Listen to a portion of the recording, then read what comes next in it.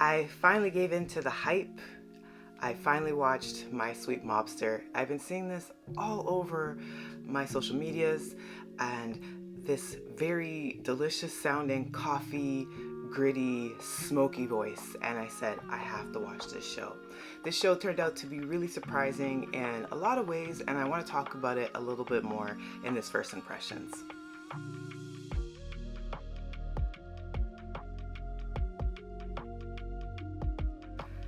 Hi, I'm Monique. I'm the host of Off by Purple Heart podcast, where I talk to you about K-dramas, C-dramas, BTS, and whatever else I want to talk about. And we're kind of back with the K-dramas.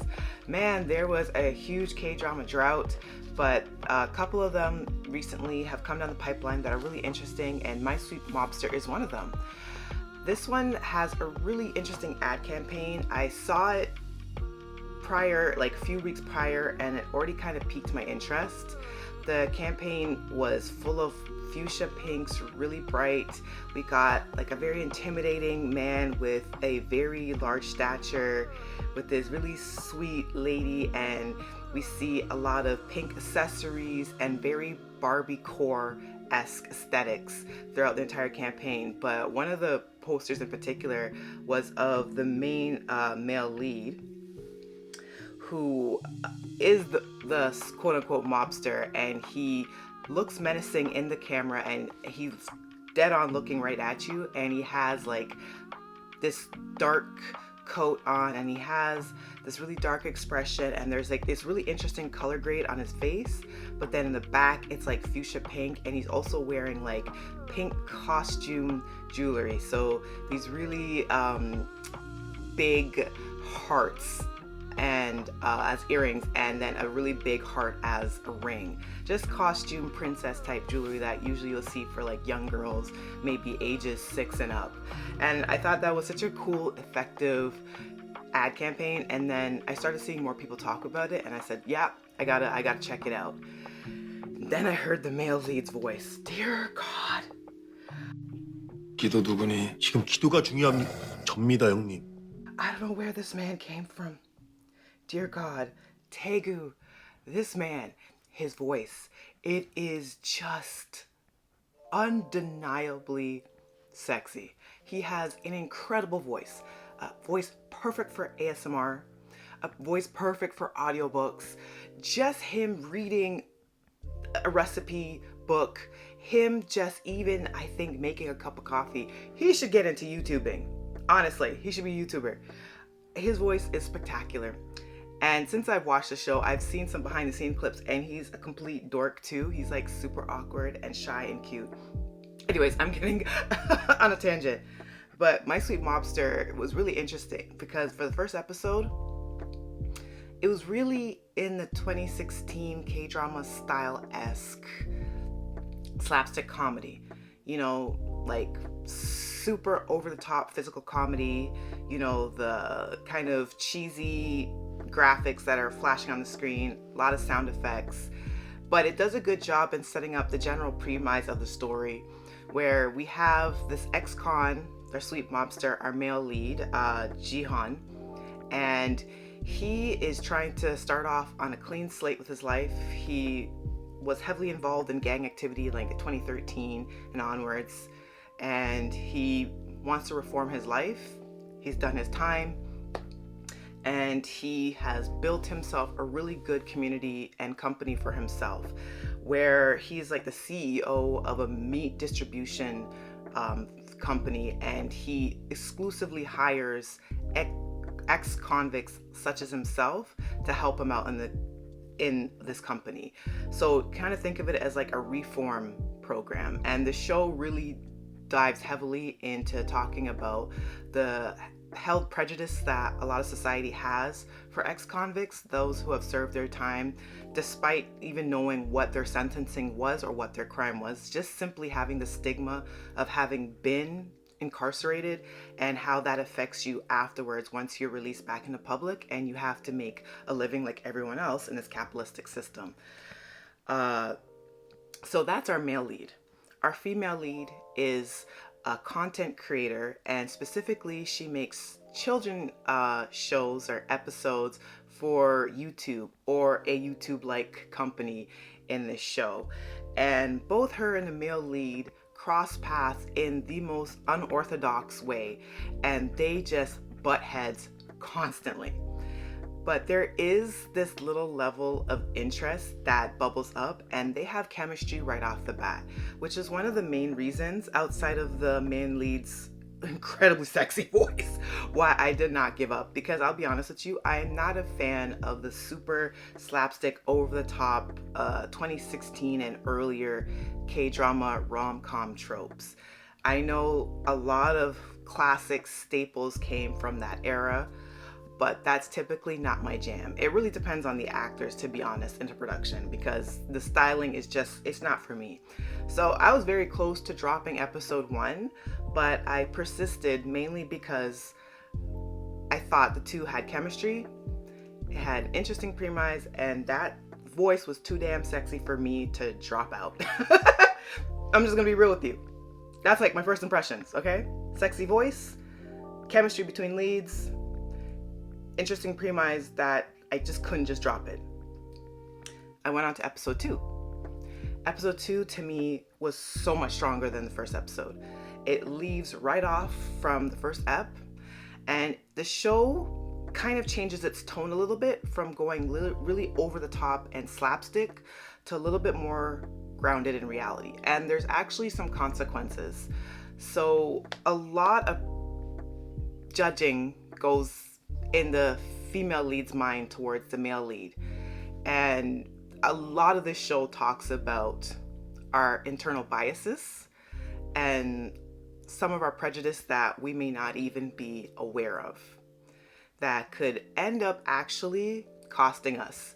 And even on the flip side of that, things that we think are completely innocuous and innocent in nature could actually have a sinister undertone if we're not careful, if we're not discerning enough, and if we don't use discernment in the way that we should, which I thought was really interesting.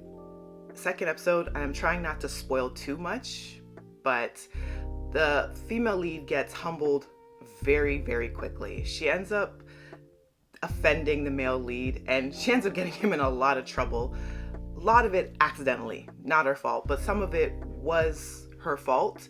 And there was a particular incident that was a major catalyst that goes into the second episode, and she ends up really, really remorseful. Really, really remorseful. And the show in the second episode does take a little bit more grounded tone, and you get to see more of the ex-cons that are employed under our male lead. And there is like this really great found family dynamic within that group. They love and respect their boss a lot. There's a lot of comedy that ensues as well, but I actually really like the chemistry that the male lead has with all of his friends, his brotherhood in this company. And it does a lot of great commentary, once again, on preconceived notions that we make about people. And it's not to say necessarily that it's a bad thing. We all are guilty of judging, definitely by first appearances. And a lot of the times too, we go just by our gut instinct, right? And a lot of times our gut might be right, but as I said, there might be some hidden biases that you might have to question and bring to light. And I like that this show really dwells into that a lot. And the chemistry actually got stronger in the second episode. The male lead also takes time to kind of find out more information about the female lead, and it turns out he actually really enjoys the content that she makes as this YouTuber that makes children's content.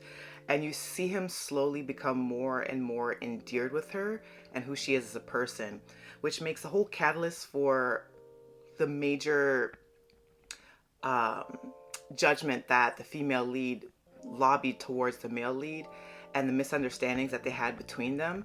It gives another layer to it. They actually come to a consensus towards the end of the episode, and they kind of both apologize to one another and how they both treated one another in the first episode and how they both kind of judged one another based on their first impressions and interactions. And I really like that.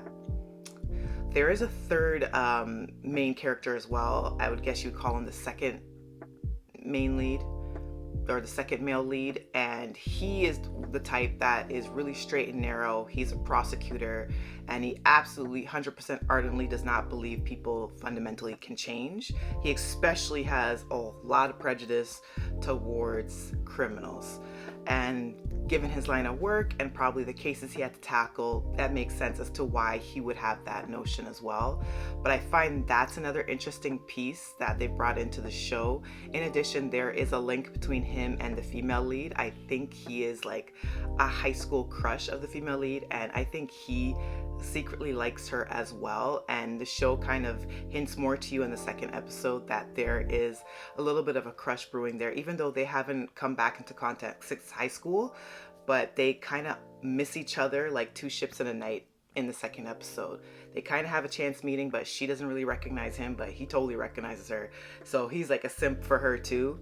So potentially there is that chance for the love triangle, but I think the way the show is very intentional in its messaging, it could get very interesting. So overall, my thoughts are this show definitely surprised me. I was surprised on how quickly it had a lot of depth. And despite the really cartoonish, buffoonish type antics that were in the first episode, I really liked the second episode. And I thought the chemistry was stronger, and I really loved how it humanized both our lead characters, and it made me like the female lead a lot more. I believe in the show she's Sunhwa, the female lead character. And I think Sunhwa, who plays her, I think she's doing a good job. She's doing a really good job as far as the physical comedy of it. But she also really brings a grounded reality to her character as well. And you could see just how remorseful she felt about her prejudiced actions towards the male lead in the first episode. And she gets into quite a bit of trouble herself in the second episode. And he kind of saves the day for her in a way. And I think the two actors complement each other really well. I've seen some editorials of the two of them. They look phenomenal together, and they just have a really interesting dynamic. So I think this show hit a lot of things right, and I think it's absolutely worth checking out if you are curious about it but still haven't dived into it yet. It's getting a lot more traction. I'm seeing a lot more people talk about it, and my first impressions of it, just by first and second episode, are really good.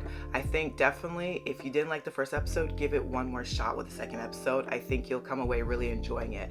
And there's 2 more additional episodes, and most likely after I finish filming all my content for today, I'm gonna go and dive right back into it. But it was a good time. I really enjoyed myself, and God, that man and his voice, woo! Just like how Byung Woo-suk's career kind of blew up, even though he's been steadily working for quite a while with Lovely Runner, I need this show to blow this actor up, because I need to hear that voice every damn where. I need him in advertisements everywhere. As I said, I need audiobooks. I just need a lot. And the visuals are not slacking either. Them cheekbones could literally cut glass. He is fine. He is gorgeous. And I love that he's 40. Oh, he's such a daddy. Oh my God. Anyway, sorry. I'm going overboard. But yeah, he fine as hell. So there's that. So I'm gonna leave it at that for today's episode. If you're watching via YouTube, let me know. Have you given My Sweet Mobster a chance yet? I think it's a really cool show. I really enjoyed the second episode more than the first. Do you agree with that, or were you already hooked from the first episode? If you're listening via Spotify or Apple Podcasts, I love you. I appreciate you so much. Thank you for continuing to tune in. I really appreciate it so much. Till the next episode, I have a lot that I have to talk about in regards to C-dramas. I've picked up another one that is really phenomenal, and most likely I'm going to be posting my review after I post this one. Okay, so till then, see you. Bye.